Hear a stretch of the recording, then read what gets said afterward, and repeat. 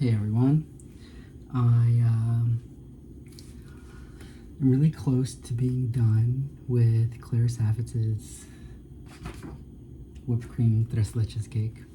It's a white girl tres leches cake in that it has a lot of heavy cream and hazelnuts, and she took some liberties modifying the recipe. I'm okay with that. I have the sponge done here, right? You can see that I've started to poke holes in it and that there are hazelnuts in the batter, which I'm really excited to try. It kind of reminds me of like old school fruit ambrosias that were like creamy and milky with marshmallow, but they had pistachio or like walnuts on top of it. When I was making the batter, it actually smelled a lot like that. It reminded me a lot of those scents. And so there's something nostalgic about it, but from two different places for me, right? So obviously, tres leches cake is a super Latino thing. I actually grew up not really liking it. I always had this joke that I would tell with my friend who also really enjoyed moist cake, that Mexican cakes were always really dry unless they were like leaking milk.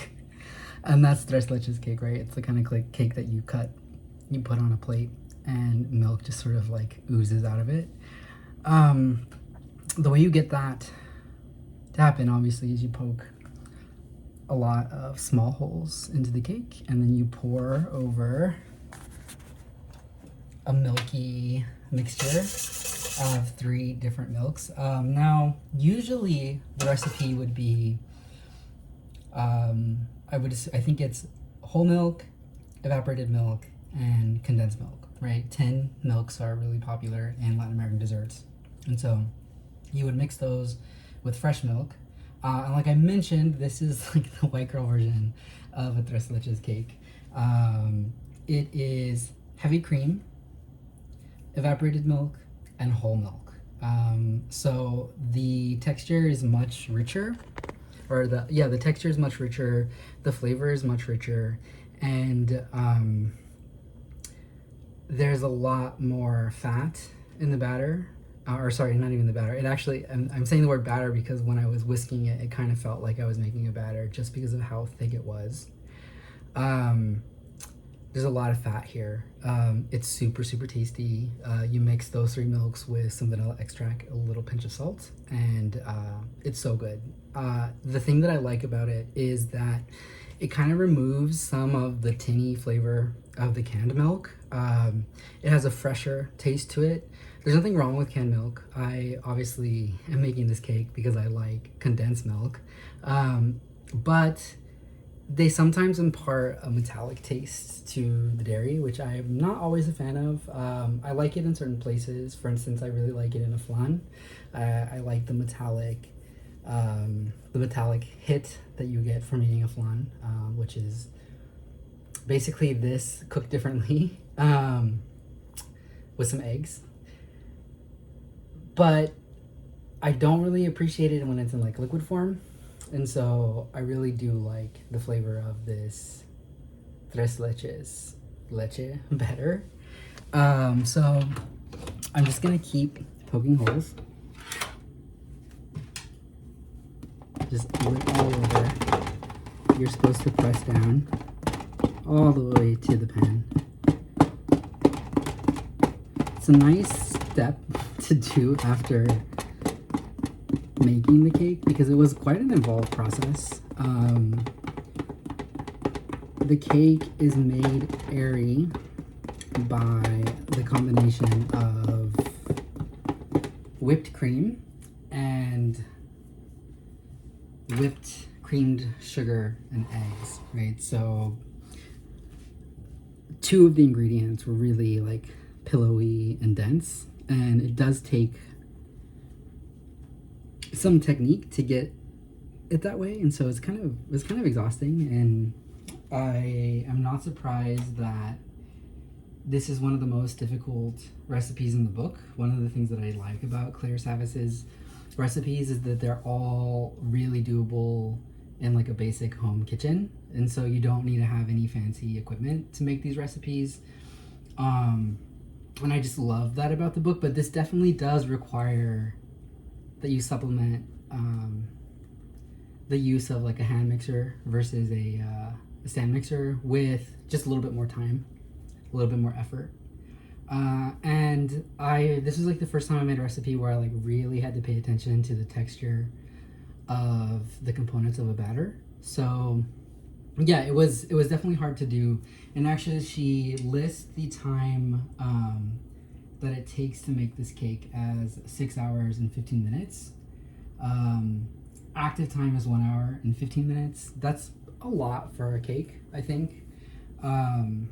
It did involve a lot of waiting, and like as you like see, like or as I mentioned, this is going to include waiting time for chilling, the final product. So it's a pretty involved recipe, but I am really happy with the texture of the cake, and the smell is just really, really nice. I think one of the things that I don't tend to associate with tres leches cake is like a nutty element, and so the addition of the hazelnuts is just really surprising, but in a good way. Like I said, it makes me feel nostalgic. The other thing that I realized that it gives me nostalgia for is Jello poke cake. This is a recipe that was really popular in among my aunts on my mom's side. It's kind of like a church potluck recipe. You make a boxed white cake and you poke holes in it, and you add a pack of Jello, that you mix with water into the cake, and it just gives it this really cool texture and color. And you top that with whipped cream. And this is a very similar cake. I mean, it's also a poke cake that's gonna eventually get topped with whipped cream. All right, so I have whisked together those really delicious dairy products, and I am gonna get ready to pour them into the cake. So as you saw earlier, I mixed in a bowl that does not have a spout, and I don't know, I'm trying to think what's the best way to do this. Like, I probably could pour directly from the bowl, but I kind of want something with a spout because this is a lot of liquid, and I think Claire mentions in the recipe that it may pool, and so I don't really want to be pouring for the bowl for this. So I'm going to use my 2-cup measuring cup, and I'm just gonna start saturating the cake.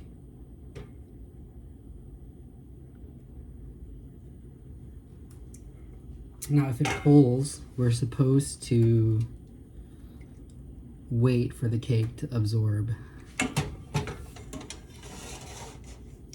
Actually, I'm going to show you that using the measuring cup is actually quite nice because of the handle. Oop, I'm losing myself.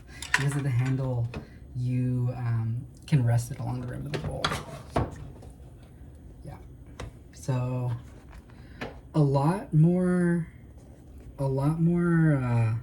pooling than I expected, and there's a lot of liquid, and so I'm kind of impressed that this recipe is designed in such a way that you can use this much liquid. I bet this cake is it's probably, what all of that beating of the cream and of the eggs and sugar has made a lot of air bubbles, hopefully.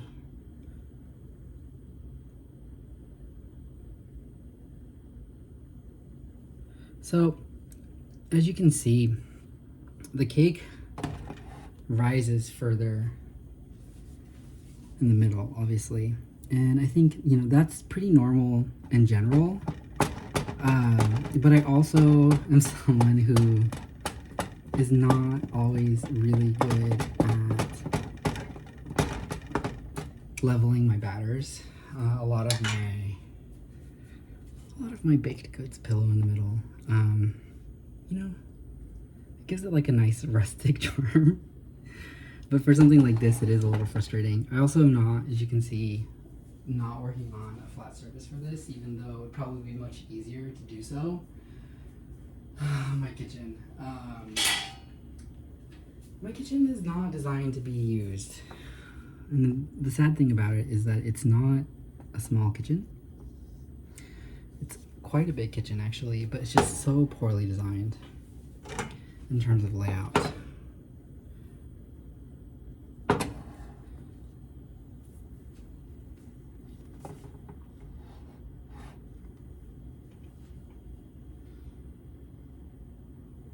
I am so surprised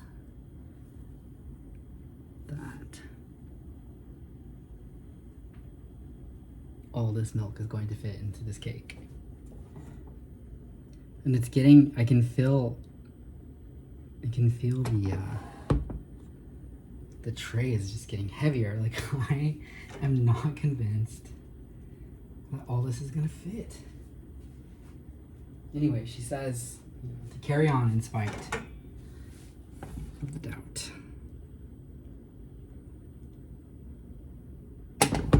Obviously, if I had been a little bit better about spreading out my batter, this would probably be a little bit easier.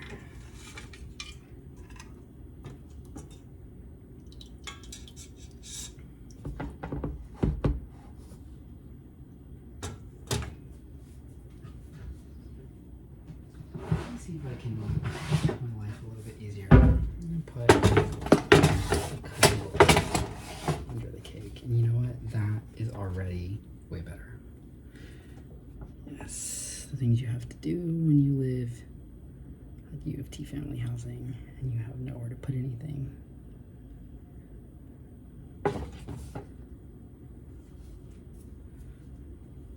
So I'm so impatient sometimes when I bake, and it's a problem because some things just take their time.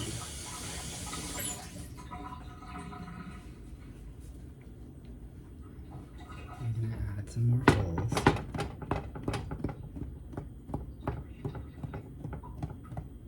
Just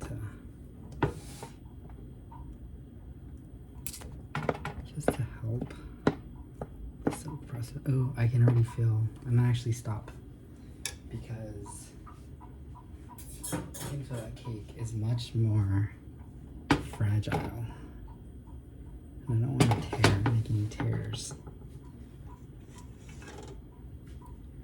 I'm gonna see if I can get more in the center to soak up.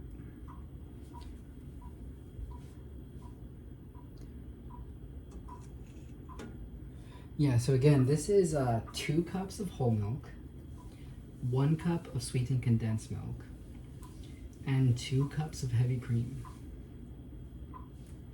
That's a lot of liquid. I mean, so she gives the weight in grams, and it's 480 grams of whole milk, 298 grams of sweetened condensed milk, and it looks like it would be 480 grams of heavy cream. So that is over a kilo of liquid that we're putting into this cake.